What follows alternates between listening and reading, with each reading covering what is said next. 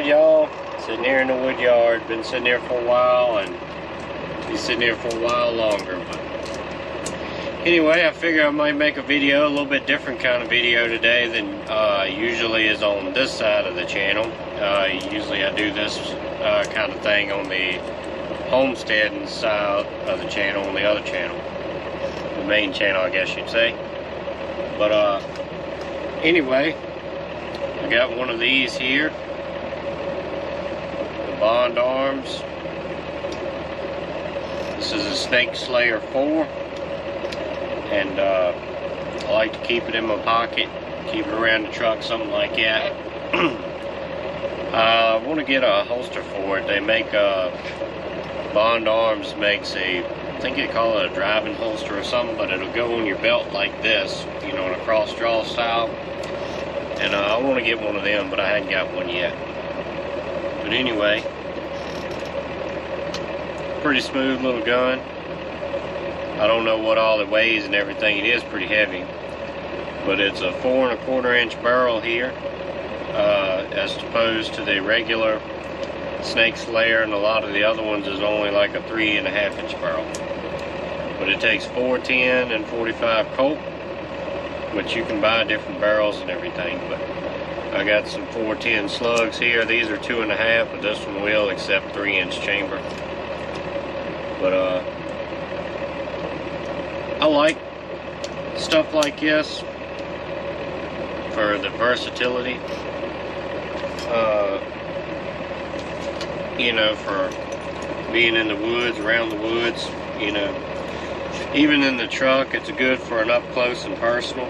Like I said, these would be more defense or something with the slug, you know.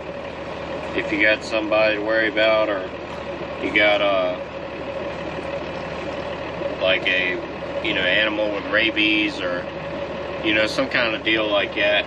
But you can use these 410 shot shells in it, mainly for snakes, like, you know, I guess was their original, you know, idea for making the gun.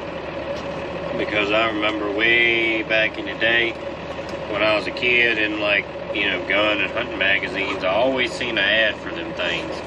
And you may have seen it too, but it's a picture of a guy in a boat and a snake, you know, up in front of him like that, and he's got the derringer and all. But they also make these things here. I don't remember. The Shooter's Box, I think, is the name of this brand name anyway. But anyway, these are just a little piece of metal and adapter. I use these in a Judge too. I hadn't shot it this way, but it fits in there and closes up and everything. They make these different little adapters for different guns where you can shoot different calibers in it. 22, you can get them for 38, 357 and all that. And I've just got this little thing here. Have some extra bullets in, a way to keep it. I need to get a little better setup here, but it's just a little single shot deal. But just put the 22 in there, and then when you shoot it, just pull it back out and load it again. But anyway, definitely a pretty neat little gun. This is the Bond Arms, and like I said, it's got some good weight to it. It's good built, and everything locks up tight. It's got a good stiff hammer, one click cock and back. It's got a cross bolt safety there, and the trigger is kind of heavy, but it's to be expected. But I don't know if I can show it on camera, but the trigger doesn't go in like most guns. You pull down, as you see, it goes down,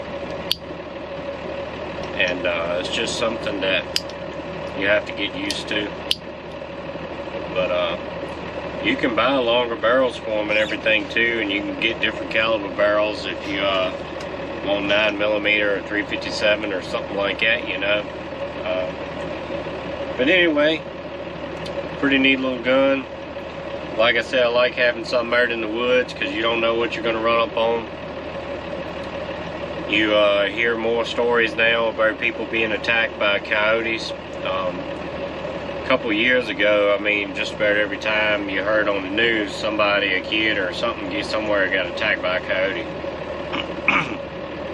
But it's always a chance of running up on a bear in the woods, and you know, when they have cub season or whatever you want to call them, they got babies, you know, you never know what's going to happen.